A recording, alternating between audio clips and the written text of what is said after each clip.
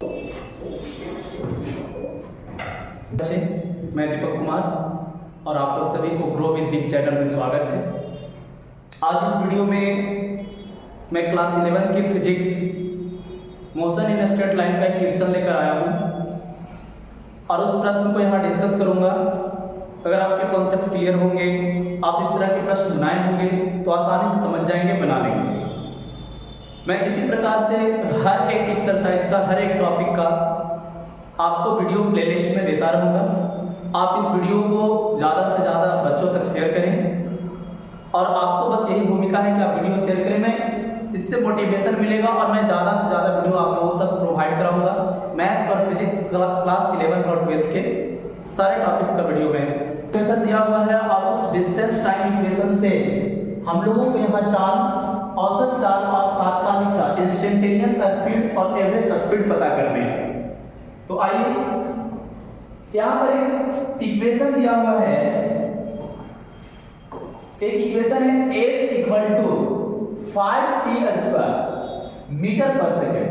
ये t फॉर time है, यहाँ s फॉर डिस्टेंस है, यहाँ डिस्टेंस, और t फॉर टाइम है। डिस्टेंस आपको मीटर में मेजर किया गया है और टाइम सेकेंड में मेजर किया गया है। तो आइए, पहला जो प्रश्न है इसमें वो क्या निकालने के लिए है, find average speed during the time 0 to 5 second. आपको एवरेज स्पीड फाइंड करने हैं 0 to 5 सेकेंड के बीच में क्या एवरेज वेलोसिटी है किसी भी पार्टिकल का, ये हम लोगों को पता करना है। तो आइए फर्स्ट प्रश्न समझते हैं हम लोग, जो ए नंबर प्रश्न। इस बात को समझते हैं, हमको एवरेज स्पीड पता करने है। तो हम लोग जानते हैं कि जो एवरेज स्पीड होता है, एवरेज स्पीड, उसका जो फॉर्मूला होगा डिस्टेंस, यानी total distance upon total time, यानी हमें टोटल डिस्टेंस पता होना चाहिए और टोटल टाइम पता होना चाहिए, तब हम एवरेज वेलोसिटी आसानी से फाइंड कर सकते हैं। तो आइए ये प्रश्न में हम देखते हैं कि हमें कौन कौन से चीज यहाँ पर पता है, कौन से डेटा हमें यहाँ मालूम। यहाँ पर दिया हुआ है कि find average speed during time 0 to 5 second. समय तो दिया हुआ है, टाइम तो दिया हुआ है। 0 to 5 सेकेंड के बीच में हमें एवरेज स्पीड पता करने हैं। साथ में आपको इक्वेशन दिया हुआ है। तो सबसे पहले मैं निकालता हूं at t equal to 0, at t equal to 0, यानी t जब 0 है, t का मान जब 0 है, समय 0 है, तो उस पर s का मान कितना है। देखो, जहां से हम लोग मेजरमेंट करना शुरू करते हैं वहां से समय को 0 मान लेते हैं।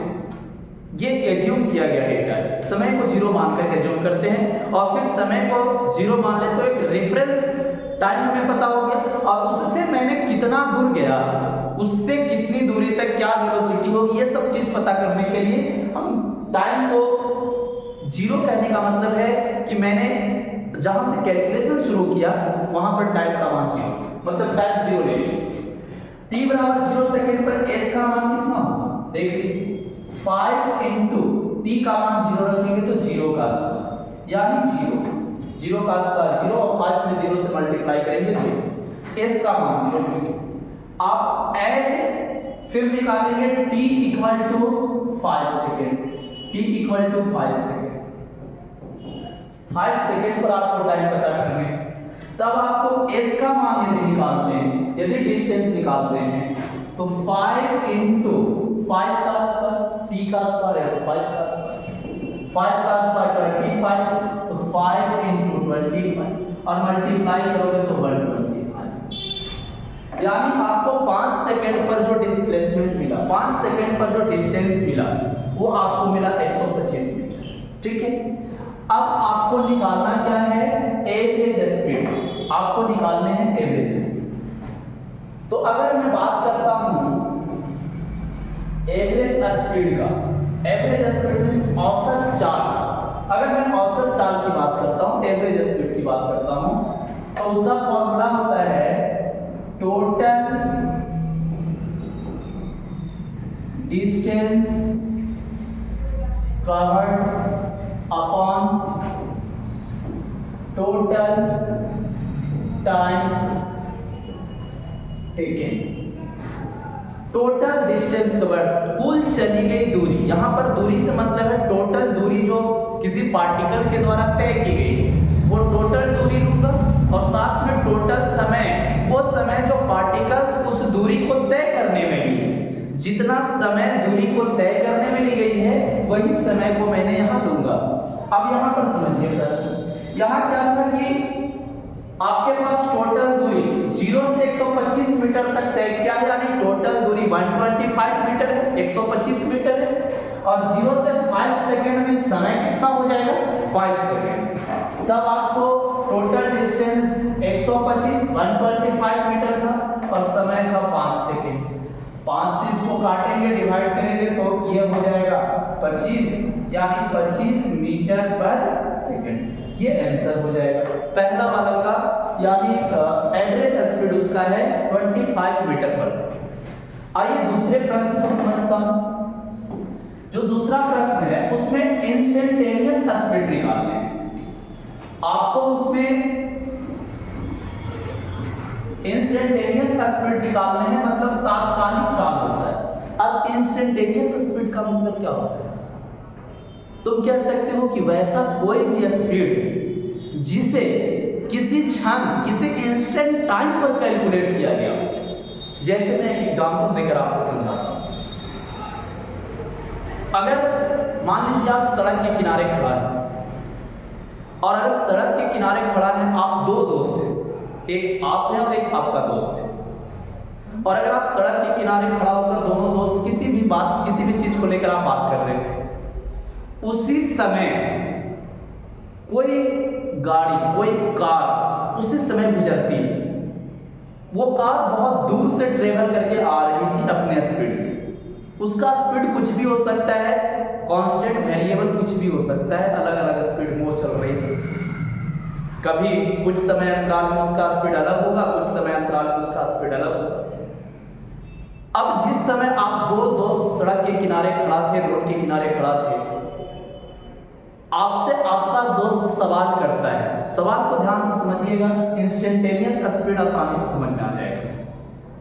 आपका दोस्त जो है आपसे सवाल करता है, बोलता है कि भाई देखो, आप रोड पर खड़े हैं उस समय, और आपने दोनों उस चलती हुई कार को देखा, आपने दोनों देखा, और उसी समय आपका दोस्त पूछ दे कि बताओ अभी कार की स्पीड क्या होगी। अब उस समय यदि आपसे स्पीड पूछा गया है, किस समय? जिस समय आपने कार को देखा चलते, उस इंस्टेंट टाइम में, उस किसी क्षण में आपसे स्पीड पूछा गया है, और उस समय जो आप स्पीड निकाल कर देंगे वो इंस्टेंटेनियस स्पीड होगा। बहुत छोटे से समय अंतराल में, बहुत छोटे से समय अंतराल में जो स्पीड कैलकुलेट किया जाएगा, उसी स्पीड को हम लोग नाम देते हैं इंस्टेंटेनियस स्पीड, तात्कालिक चाल, जो बहुत कम समय में आपको स्पीड मेजर करके देता है। जैसे आपके गाड़ी में स्पीडोमीटर लगा होगा जो स्पीड मेजर करती है। जैसे बाइक आप सबने बाइक को चलाया होगा और चलाते भी होंगे। जिस समय बाइक को चलाते होंगे उसमें स्पीड मेजर करने वाला एक डिवाइस लगा होता है। आप जिस स्पीड में बाइक को चला रहे होते हैं, उसी समय वो मीटर, वो स्केल आपको स्पीड को बताता है। अगर आप गाड़ी को 50 किलोमीटर प्रति घंटा की रफ्तार से चला रहे हैं, गाड़ी को 20 किलोमीटर प्रति घंटा की रफ्तार से चला रहे हैं, आपका स्पीड जिस प्रकार से वैरी करता है, उस डिवाइस में उसी प्रकार से अलग अलग स्पीड दिखाता है। मतलब एकदम इंस्टेंट टाइम पर, पार्टिकुलर इंस्टेंट टाइम पर आपको जो स्पीड दिखाया जा रहा है, बहुत छोटे अंतराल में, उस स्पीड को कहते हैं इंस्टेंटेनियस स्पीड। और अगर एवरेज स्पीड की बात करते हैं, तो मान लीजिए आप गया से पटना का ट्रेवल कर रहे हैं, गया शहर से पटना शहर जा रहे हैं ट्रेन से, या किसी भी गाड़ी से जा सकते हैं, पर मैं उदाहरण में ट्रेन लेता हूं। आप ट्रेन से गया जंक्शन से पटना जंक्शन जा रहे हैं। अब उस केस में क्या होगा कि जिस ट्रेन को आपने पकड़कर गया जंक्शन से पटना जंक्शन सफर पर निकला, वो ट्रेन अलग अलग चाल से जाएगी गया से पटना के बीच में। कभी उसका चाल 0 होगा, कभी चाल मैक्सिमम, कभी मिनिमम, अलग अलग चालों से गया से चलकर पटना तक वो डिस्टेंस तय करेगा ट्रेन। और उस ट्रेन में आप बैठे हुए हैं, उस गया से पटना तक जाने के क्रम में वो ट्रेन लगभग 3 घंटे का समय लेगी और 3 घंटे में उसका चाल अलग अलग हुआ है। और अगर आपसे मैं सवाल करूं कि आप उस 3 घंटे में जो आपने ट्रेन में बैठकर सफर किया, उस 3 घंटे के दौरान आप ट्रेन की चाल बताएं, तो आप ट्रेन की चाल बताने में असमर्थ रहेंगे, एग्जैक्ट ट्रेन की चाल बताने में असमर्थ रहेंगे। क्यों? क्योंकि ट्रेन की एग्जैक्ट चाल, ट्रेन कांस्टेंट स्पीड से चली ही नहीं है। ट्रेन हर किसी समय के अंतराल में, किसी भी टाइम इंटरवल में उस ट्रेन का जो स्पीड है वो कांस्टेंट रहा ही नहीं। अलग अलग वेरिएबल टाइम के साथ, अलग अलग वेरिएबल स्पीड के साथ चला है। तब आप वहां पर क्या निकालेंगे कि टोटल गया से पटना के बीच चली गई दूरी और बटा टोटल लिया गया समय। वहां पर आप एवरेज स्पीड बताएंगे ट्रेन का। एग्जैक्ट स्पीड कभी भी मालूम नहीं किया जा सकता है। हाँ, इंस्टेंट टाइम पर आपसे मैं सवाल पूछूं तो शायद आप बता पाए कि इस समय उस ट्रेन की चाल इतनी थी। जो आप इंस्टेंट टाइम पर बता रहे हैं वो तात्कालिक चाल है, और जो एवरेज, जो आप पूरे 3 घंटे के दौरान चाल बता रहे हैं, वो एवरेज स्पीड। आइए समझते हैं। अब हमें उम्मीद होगा कि आप एवरेज स्पीड और इंस्टेंटेनियस स्पीड को बहुत आसानी से समझ लिए होंगे। अगर कंफ्यूजन होगा तो, अगर जिस भी टॉपिक में आपको डाउटफुल लगता है, जिस भी टॉपिक में आपको संदेह है, आप कमेंट करके बताएं। मैं उस टॉपिक पर वीडियो जरूर बनाऊंगा और मैं कोशिश करूंगा कि मैं आपको अच्छे से उस टॉपिक के बारे में समझा पाऊँ। ठीक है। 25 metre per second, 25 metre per second average. मैंने आपको पहले प्रश्न को सॉल्व कर दिया। Find average speed during 0 to 5 second. ये तो हम लोगों का आंसर आ गया कि 0 से 5 सेकेंड के बीच में उस पार्टिकल का जो स्पीड है, एवरेज स्पीड है, वो 25 मीटर पर सेकेंड। आइए इस बात को देखते हैं। हमको निकालना है इंस्टेंटेनियस स्पीड। इक्वेशन क्या है? s = 5t²। Instantaneous speed. अब इंस्टेंटेनियस स्पीड को प्राप्त करने के लिए s = दिया है 5t² मीटर पर सेकेंड। अब जब भी इंस्टेंटेनियस स्पीड को पता करना है, मैंने आपको बताया इंस्टेंटेनियस स्पीड क्या होता है। बहुत ही कम समय में, क्षणिक समय में किसी इंस्टेंट टाइम पर निकाली गई स्पीड होगी इंस्टेंटेनियस स्पीड। अब इसको सॉल्व करने के लिए अब एक चीज ध्यान दें, अगर इंस्टेंटेनियस स्पीड आपको निकालने हैं तब आपको सूत्र लगाना पड़ेगा ds/dt। ds/dt यानी इंस्टेंटेनियस स्पीड, ds का मतलब कि आपको समय के सापेक्ष इस दूरी को, जो इक्वेशन दिया हुआ है, उसको आपको अवकलन करना पड़ेगा, डिफरेंशिएशन करना पड़ेगा। यानी यहां पर क्या है कि दूरी को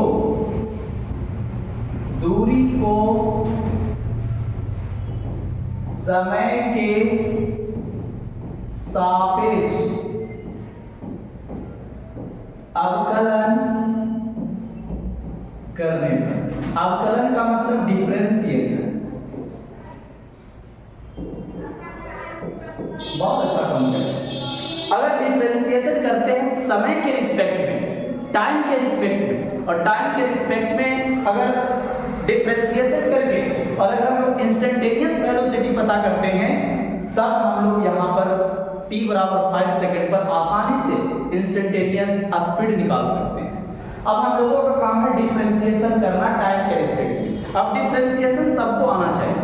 मेरे इस प्लेलिस्ट में कहीं पर मिल जाएगा, डिफरेंशिएशन का वीडियो मिल जाएगा। आप जाएंगे प्लेलिस्ट में चेक करेंगे, डिफरेंशिएशन मैंने उम्मीद तक करवाया है, ऐसा मुझे लग रहा है मैंने करवाया है, या शॉर्ट्स में कहीं पर डिफरेंशिएशन का वर्किंग रूल मिल जाएगा। आप देखेंगे डिफरेंशिएशन कैसे किया जाता है, और जिनको आता है डिफरेंशिएशन करने वो बहुत आसानी से इस प्रश्न को सॉल्व कर पाएंगे, समझ पाएंगे। तब हमको निकालना है, मैंने अभी बताया कि v निकालने का जो सूत्र है वो होता है v = ds/dt। ds/dt। ठीक ठीक है, इस बटा में अब v equal to D, s का मान कितना है 5t स्क्वायर और बटा में क्या है dt। डिफरेंशिएशन का ये रूल है, वर्किंग रूल है कि 5 जो कांस्टेंट होगा, जो वेरिएबल के साथ लगा होगा, उस 5 को बाहर कर लेंगे। तो 5 बाहर कर लेंगे, बच क्या गया dt स्क्वायर और बटा में क्या है dt स्क्वायर बटा में dt। v equal to 5।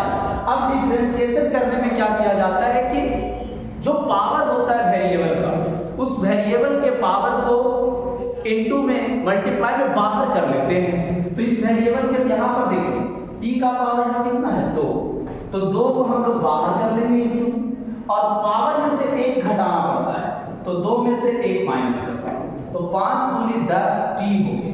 यानी आपको v का इक्वेशन पता हो गया टाइम के सापेक्ष कितना 10t। अब हमारा काम है t बराबर 5 सेकंड पर निकाल लेना। तो t equal to 5 second, t equal to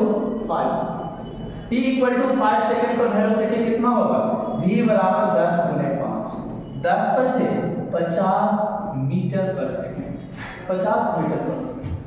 इस तरीके से इंस्टेंटेनियस स्पीड किसी क्षण t बराबर 5 सेकंड पर आपका जो तात्कालिक चाल आएगा, इंस्टेंटेनियस स्पीड आएगा, वो 50 मीटर पर सेकंड हो जाएगा। इस प्रकार से मैं क्लास 11th और 12th के सभी टॉपिक का वीडियोस आपके इस चैनल, खूबसूरत से चैनल के माध्यम से आप लोग सभी तक मैं पहुंचाऊंगा। अगर किसी टॉपिक में समझने में दिक्कत होता है तो आप कमेंट बॉक्स में आए और बताएं उस टॉपिक के बारे में, मैं उस पर वीडियो बनाना चाहूँगा। और इस चैनल को, इस वीडियो को शेयर करें सभी स्टूडेंट्स, सभी लोगों के साथ। और आप लोगों का प्यार इस प्रकार से अगर मिलेगा तो मैं मोटिवेटेड मुझे मोटिवेशन वहीं से मिलेगा, और मैं अधिक से अधिक सभी टॉपिक्स को बहुत आसानी से क्लियर करना चाहूँगा। मैं कोशिश करूँगा कि मैं समझा पाऊँ अच्छे से सभी टॉपिक्स को, और इस प्रकार से हर एक टॉपिक्स का प्रश्न आपके सामने लाऊंगा, चाहे वो क्लास 11, 12 या 10 का मैथ्स या फिजिक्स का वीडियो। तो फिर मिलते हैं किसी अगले वीडियो में, तब तक के लिए सभी मेरे दर्शकों को धन्यवाद। हंसते रहें, मुस्कुराते रहें।